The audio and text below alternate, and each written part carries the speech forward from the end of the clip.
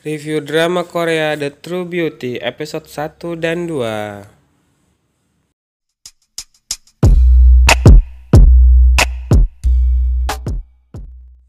Sebelum lanjut video nih kawan-kawan, ada baiknya kalian untuk subscribe channel YouTube Mimin agar Mimin semakin semangat untuk upload video terbaru tentang drama Korea. Nah, di episode 1, teman-teman, di True Beauty ini ngisahin tentang masa kecil Jukyung yang dia terlahir dengan wajah yang jelek. Namun di sini itu tidak mengurangi rasa kasih sayang dari kedua orang tuanya pastinya. Nah, karena wajah jeleknya itu teman-teman, si Jukyung ini bahkan sering dijauhi teman-temannya dan banyak sih sebenarnya yang bully, tetangganya juga membuli. Sebaiknya sih si Jukyung ini operasi plastik atau segala macamnya gitu teman-teman. Tapi menurut Mimin ini keterlaluan banget nih teman-teman, kalau memang ada seseorang yang berwajah jelek namun kita bully. Nah, sampailah dia di usia SMA nih teman-teman, dia di sekolah. Si Jukyung ini adalah seorang gadis yang baik hati sih teman-teman. Kalau menurut Mimin, dia itu juga ceroboh. Nah, di sekolah dia juga dibully dan dia ini teman-teman ada menyukai seseorang pria yang tak lain adalah seorang chef di kafetaria yang diperanin sama si Lee Tae-ri. Lee Tae-ri ini kita kenal lewat perannya sebagai pericumi kering di Extraordinary You dan juga si Imogi nih teman-teman. Nah, di sini si Jukyung untuk menembak si pria tersebut yang bernama Hyun Bin itu, dia pun membuat kue dan di sini semua itu dikacaukan oleh si Semi. Semi di sini merupakan orang nomor 1 yang suka membuli si Jukyung nih teman-teman. Nah, di sini hinggalah pada saatnya si Jukyung ini menembak si Hyun Bin dan dia memberikan kue buatannya sendiri. Namun di sini si Hyun Bin dengan mentah-mentah menolak kalau sebaiknya si Jukyung ini teman-teman bercermin lah. Setidaknya kalau dia nggak punya kepintaran, dia harus apa sih namanya teman-teman? Dia tuh harus berkaca dari bagaimana sih dirinya. Nah, di sini kan jelas-jelas sih ditolak si Jukyung ini sama si Wang Hyun Bin. Dan di sini juga video penolakannya itu diposting di sekolah dan pastinya si Jukyung ini malu banget nih teman-teman, hingga dia pun memutuskan untuk tidak, bagaimana ini ke sekolah besok, pasti aku akan malu. Dan di sini Jukyung lalu datang ke apartemen di lantai atas nih teman-teman. Dia berniat mengakhiri hidupnya sendiri, namun dia karena melihat sebuah banner dari seorang aktor yang bunuh diri, idol yang bunuh diri, dia pun nggak jadi, dia nggak mau meninggal seperti itu. Dan di sini dia pun diselamatin sama si Suho. Karena memang si Jukyung ini memang udah nggak berniat bunuh diri, namun si Suho ini salah paham hingga akhirnya apa ya teman-teman, banyaklah adegan-adegan lucu yang terjadi di drama ini di episode 1. Nah, Mimin sampai situ aja nyertain episode 1-nya dan Mimin lanjut ke episode 2. Di episode kedua ini si Jukyung ini udah mempercantik dirinya dengan riasan nih teman-teman. Ya walaupun dia nggak cantik secara wajah, namun si Jukyung ini pandai merias wajahnya hingga dia terlihat sangat cantik. Dan dia pun tadi kan di sekolah itu dibully dan dia pun pindah ke sekolah yang lain dan dia pun akhirnya kenal sama si Suho. Si Suho merupakan murid terpintar. Namun bayangan si Suho ini tentang si Jukyung adalah dia pernah ketemu sebelumnya kan waktu hendak bunuh diri itu teman-teman. Dan di sini si Jukyung itu kan datang ke sebuah toko komik horor. Di sana dia pun ketemu sama si Suho ini teman-teman. Nah, si Jukyung ini antara kikuk dan kayak gimana gitu, apakah si Suho ini mengenali dirinya yang jelek atau mengenali dirinya yang cantik, atau dia memang benar-benar mengerti semuanya seperti itu. Nah, di sini si Jukyung agak-agak bingung dan asal ketemu sama si Suho itu teman-teman, dia itu ada aja adegan yang jatuh lah segala macam lah. Si Jukyung ini emang gadis yang sangat ceroboh nih teman-teman.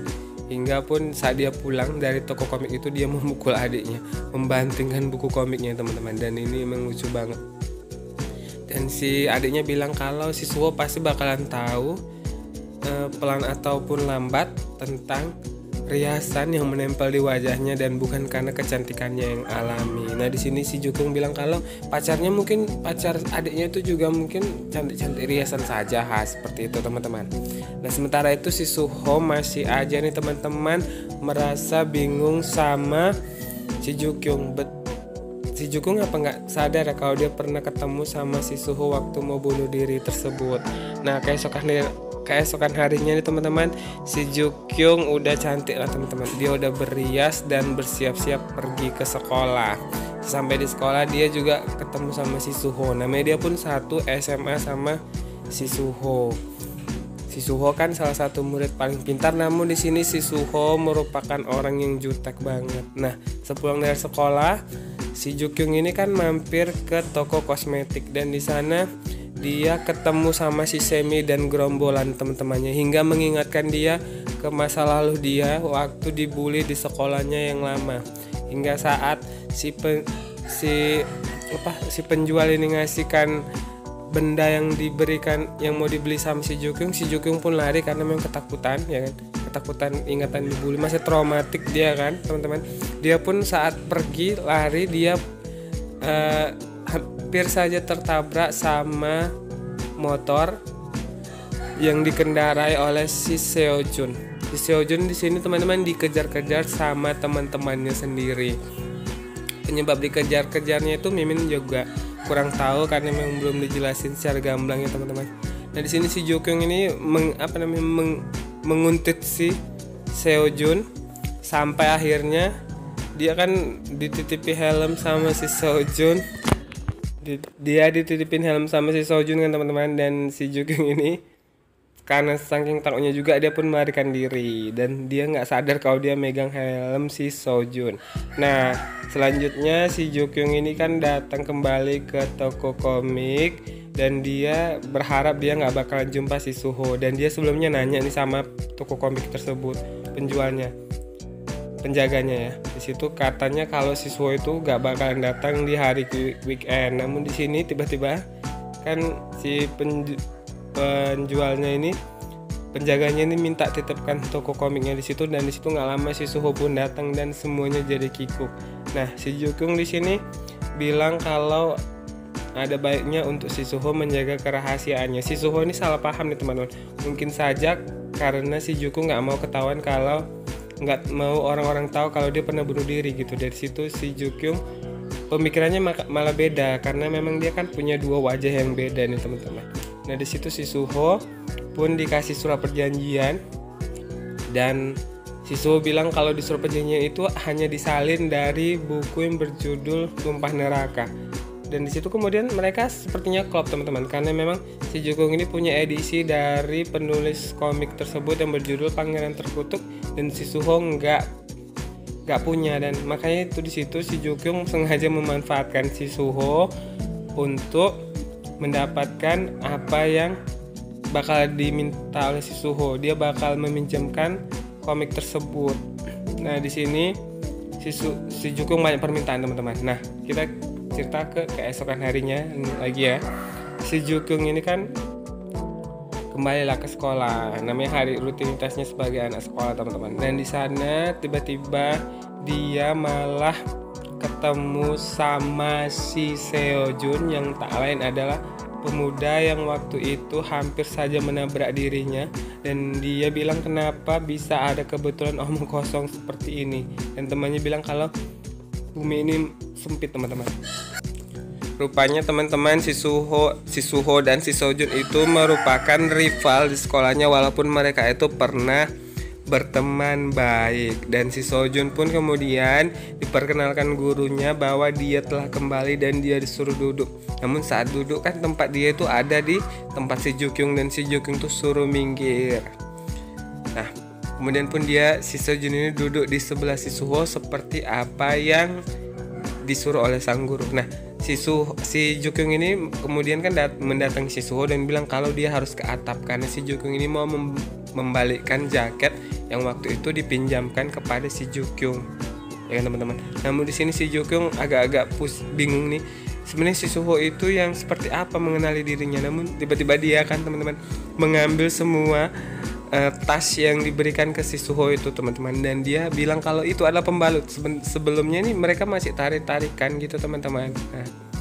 Nah kemudian malam harinya ini si Jukyung tiba-tiba ditelepon sama si Suho kalau memang dia itu ada janji yang harus ditepati untuk ketemuan di sebuah tempat. Nah di sini Jukyung bingung banget, dari mana sih si Suho ini tahu nomor telepon dia dan apa yang harus dilakukan dia. Apakah si Suho itu tahu dirinya yang cantik atau dirinya yang tidak cantik? Nah di sini si Jukyung bingung, dan di sini si Jukyung malah datang pakai helm nih teman-teman. Di sini lucu banget. Dan di sini si Jukyung itu karena kan dia udah separuh berias, separuh cantik, separuh dibiarkan dia. Nah di situ si Jukyung pun ke kamar mandi dan akhirnya ketemuan sama si Suho. Nah setelah itu si Jukyung berniat mengganti nomor ponselnya. Nah keesokan harinya ini teman-teman, di sekolah kan anak-anak pada bermain olahraga, dan si Jukyung ini ketemu langsung lagi sama si Seojun. Si Seojun ini kan sepertinya pernah melihat si Jukyung, dia meminta kembalikan helmnya teman-teman. Nah sementara itu teman-teman, salah satu teman si Jukyung ini, si Suah itu kan lagi merayakan anniversary, dan tiba-tiba saat memberikan kejutan kue itu malah nampol ke muka si Jukyung, dan di situ Jukyung malah sangat kebingungan. Karena apa? Kalau nanti dia mencuci wajahnya dia bakalan terlihat jelek, dan dia sudah membayangkan hal-hal buruk tentang dirinya, bahwa teman-temannya itu nggak mau berteman dengan dirinya. Dan di situ teman-teman si Jukyung lari dan kemudian ketemu Suho, lalu ditutupkan jaket ke wajahnya.